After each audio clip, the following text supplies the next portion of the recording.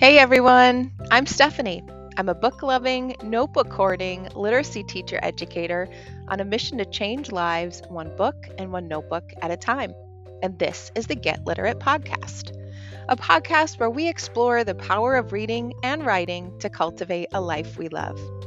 Each week, I offer a bit of bibliotherapy and share 3 books you need to know about on a bookish theme to fuel our reading hearts and help us grow through what we go through. But that's not all. I also invite you to extend those bookish themes into your own life through notebooking, lifelong learning, and creativity to experience the life-changing magic of reading in our lives. And the best part? Each episode is only 20 minutes or less, so you can spend less time listening and more time reading. Now, on to today's episode.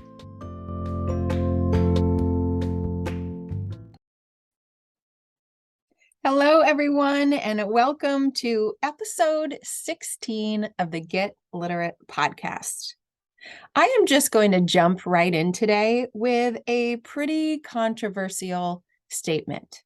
So, if you're home, grab your coffee, your cup of tea, your favorite beverage, settle in. If you're driving, maybe flick that heated seat on, get a little comfy, settle in for some conversation. Or maybe if you're taking a walk, take a look around, take a deep breath, and get ready for some controversy. Here it is. I hate star ratings of books, and I think we should get rid of them. There, I've said it, and I really do believe it.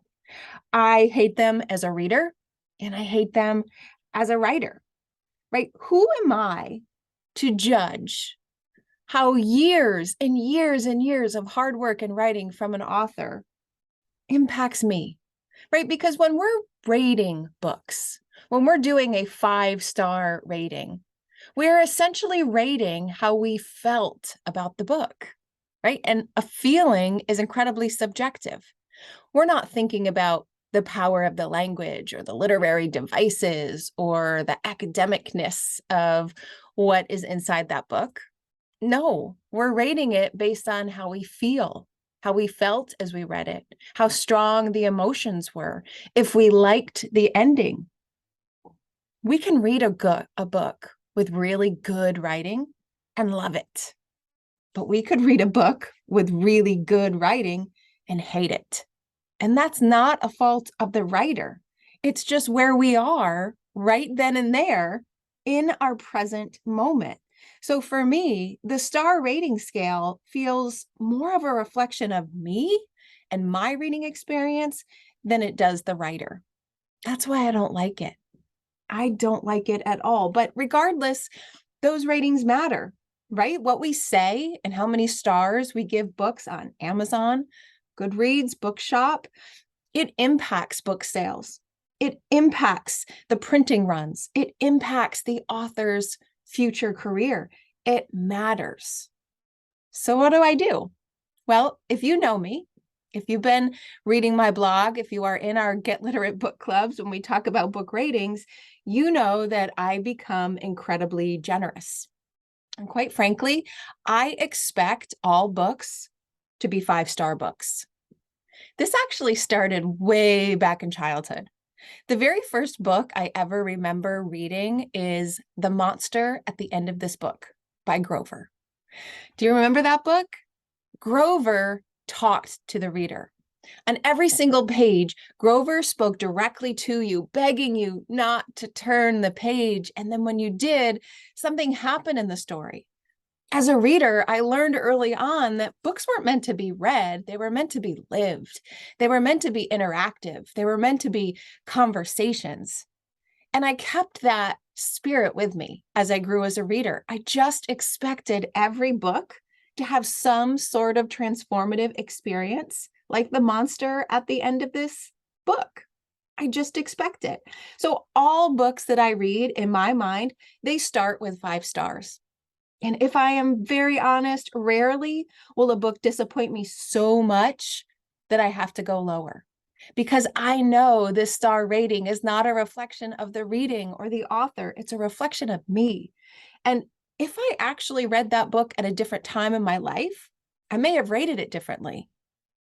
And I think the stakes are too high to rate something in the moment based on my experience that could impact an author so deeply. And I've been happy with that. I've been happy with giving lots of 5 stars, but I've realized something. It's not just the star rating that bothers me in terms of rating the writing or rating my experience. But when I think of books, I don't think of stars. I think of hearts. I think of how it touched my heart, how I feel when I'm reading it, how I feel when I close that last page. So I invented my own rating scale. And you guessed it, it's not in stars, it's in hearts. 5 heart books instead of 5 star books.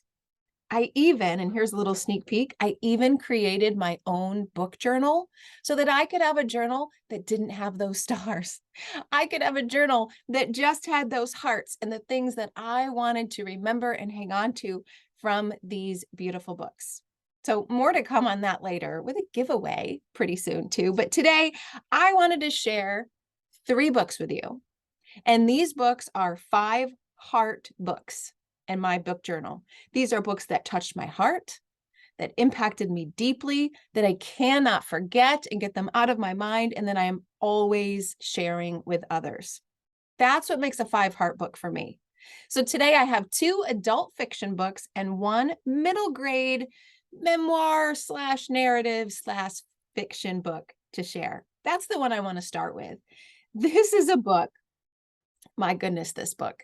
This is a book that has touched my heart. And I honestly don't know where I found it. I don't know who recommended it to me, but I have not forgotten it. And this book is Lucky Broken Girl by Ruth Baer. Now, in Lucky Broken Girl, we meet Ruthie, who is actually modeled after Ruth herself. So we meet Ruthie and her family. They have immigrated from Cuba and they're doing all the things, right?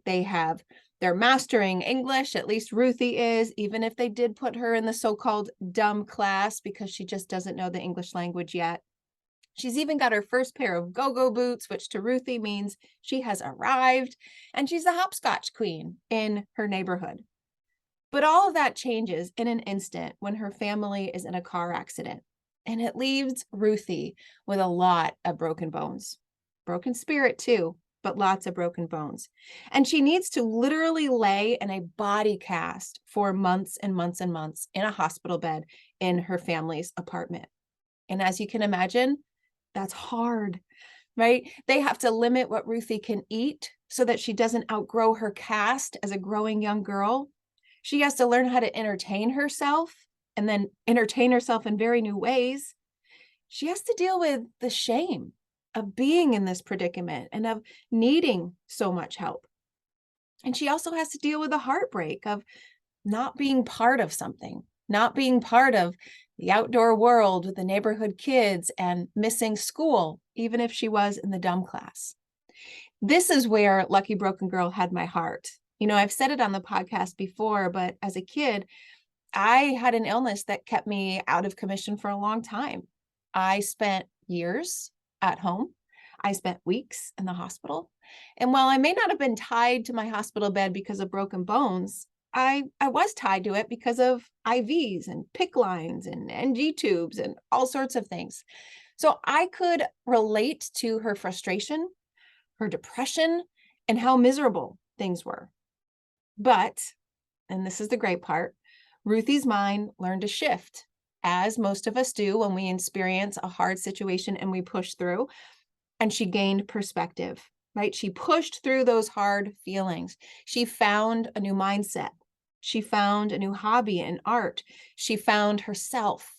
She ended up meeting new people and new friends and appreciating what she did have. And she even renegotiated the relationships she had in her life, especially with her mom, seeing her in a new light. Now, I read this as an adult. It was published in 2017. And the beauty of it was that I could identify with Ruthie going through this as a kid, but I could also identify with her mother, being a mother myself. And it made me look at the story and the situation much differently. It even gave me some bigger perspective to my own situation as a kid. So this book just had everything for me. My heart just burst wide open, wide open. I didn't want to let Ruthie go. And that's why she stayed with me for so long. That's why this will always be a 5-heart book. And I think it's a book that everyone needs to read, every middle grader, and certainly every adult. 5 hearts for sure. Now, that one's going to be hard to beat, but I do have 2 that are also 5-heart books. And the one I want to talk about next is called The Little Paris Bookshop by Nina George. Now, honestly, this book is at the very top of the books I've hugged list, and it's circled with colorful gel pens because it is just that good. If I could say anything about this book, it's that it gave me the gift of possibility. And I really think that that is the greatest gift that a book can give. Possibility, perspective, new energy. So let me set the stage for it. In this book, we meet Perdue. Now, Perdue is a bookseller who just happens to sell books on a barge in Paris. I mean, do I need to say more about why this book went straight to my heart? But he's not just a bookseller. He calls himself a literary apothecary, and he prescribes books to customers to mend their broken hearts and their broken souls. I mean, let's hold it right there. That's a job. That's a job. That's a job I want, right? Sign me up. I fell headfirst for this book.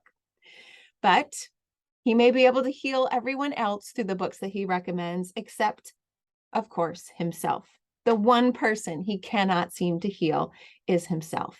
He's haunted by a breakup that happened years and years ago that was never resolved. No true closure, and it left him just existing in life ever since.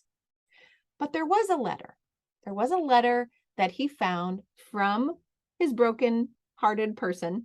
Actually, he's the broken-hearted person, from the person that broke his heart, and he just never read it. But circumstances made him realize that maybe he should. And when he did, he was very surprised. And reading that letter set him on a wild journey to make peace with his life. He hauls anchor, he takes his barge, he turns his boat and his books, and he puts himself on the journey of a lifetime. He meets some fabulous new people. He explores some new places, he gains new experiences, and he pushes himself out of his comfort zone. Now, I can't really say more than that without giving the ending away. I can't tell you if he finds his old love, if he makes peace with the way things were, but I will say you will laugh, you will cry, and yes, you will be stunned into silence too. This is a love story, essentially. It's a love story of books. It's your typical love story of romance, but I think more than that, it's a love story of self-love too. And that's what makes this a 5-heart book for me. That's what it did for me. The gift of possibility and the gift of self-love, no matter your circumstances. I'm not sure what else we need books to provide. But I do have one more that provides something fantastic. And this book has gotten a lot of press on social media for good reason. This book is called The Reading List by Sarah Nisha Adams. Now, let me just say, if you love books and reading and you're listening to this podcast, so I know you do, then you need this book. So the first page of this book actually took my heart right away.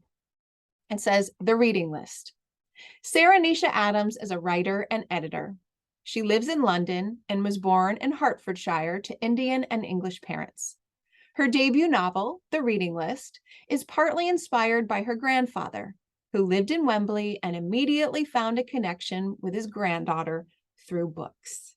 I mean, that's just love right there. The connections that we can make with others through books, but to know that the real life grandfather-granddaughter connection inspired the granddaughter-grandfather connection in this book was just everything. And this story, it's enchanting. That's the best word I can say. It's enchanting, and it starts with Mukesh and Alicia. Now, Mukesh is a widower who's having difficulty adjusting after his wife's death.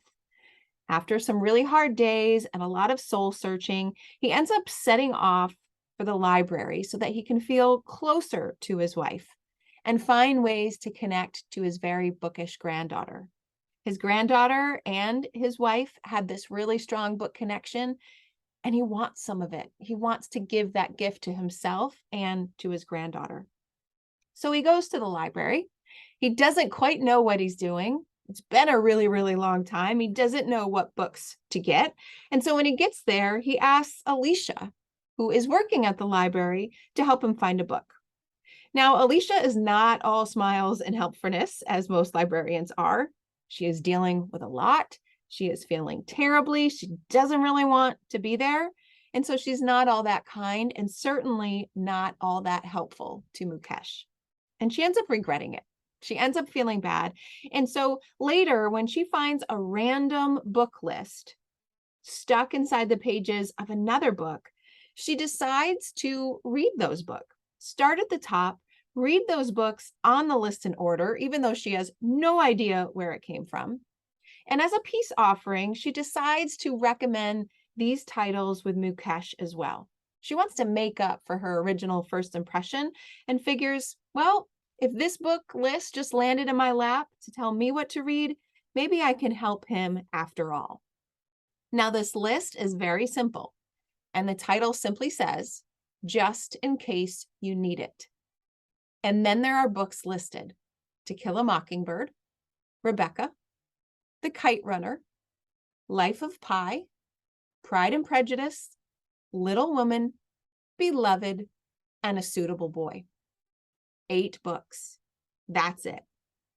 Now, the simple exchange of Alicia deciding to go to Mukesh and to recommend To Kill a Mockingbird, it starts an unlikely friendship and a book club of 2.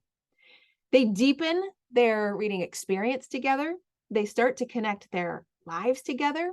And as they realize their reading life is growing and pushing the boundaries in new ways, they realize their actual life is growing and pushing boundaries in new ways. I mean, talk about saying yes to the power of bibliotherapy. There is so much that I want to say about this book, but I can't. I'll ruin the story. I'll ruin the ending.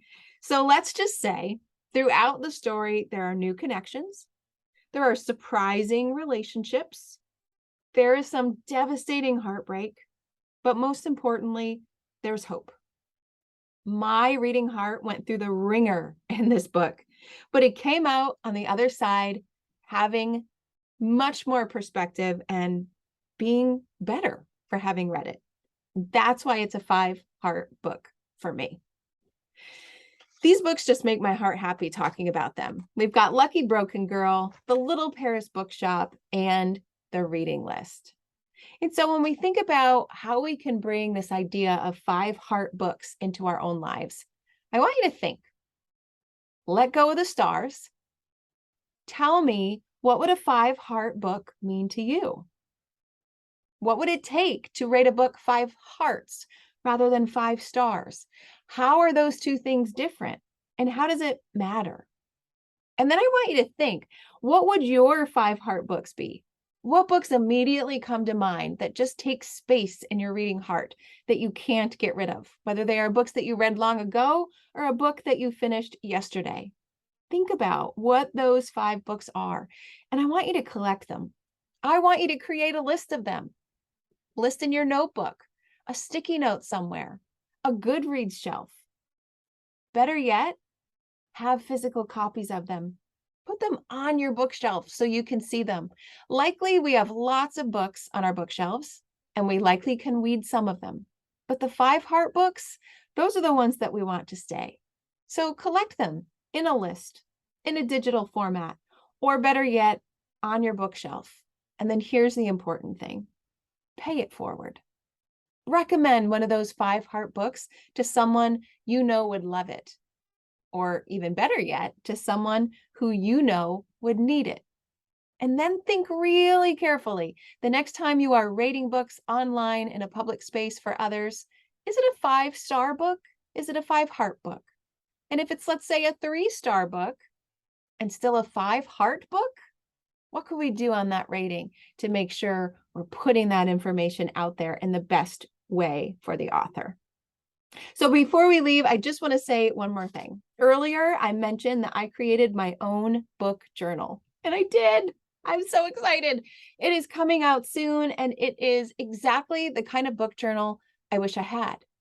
It's a book journal that helps me think about how books are impacting my life, the themes I'm learning, the lessons I'm bringing to my own life, the writing it sparks in my notebook, the things that truly matter when reading a book.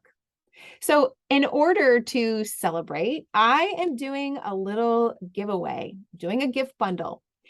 You can sign up super easy just by signing up for my email list, and you'll be entered in. You're going to get the book journal. You're going to get a book sleeve to tuck it into, made from a beautiful shop on Etsy. I'm going to put in some book darts and some sticky notes in there, and even one of my favorite reading wish bracelets. So if that's something you're interested in, if you would love to have a chance to win this little gift bundle in celebration of my very first book journal, then head online to alitlife.com and look for the sign up form there. So that's it for now. Happy reading. Grab one of these 5 heart books, think about your own, and hopefully make your actual life better by reading these books. That's what 5 heart books can do for us. Thanks for listening. Go put your name into that giveaway, and happy reading.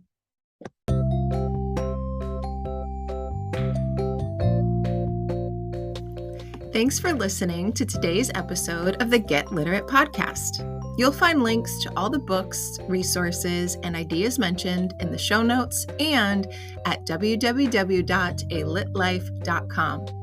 You'll also find additional inspiration for your reading and writing life there, like book lists, notebooking ideas, personalized book recommendations, and an invitation to join my Get Literate members community. Each month, we take a deep dive into one bookish theme and work to bring it to life in our own lives. You'll get a monthly bibliotherapy book calendar with a book recommendation for every day of the month, bonus episodes, live book club sessions, and much more. Learn more at www.getliterate.co.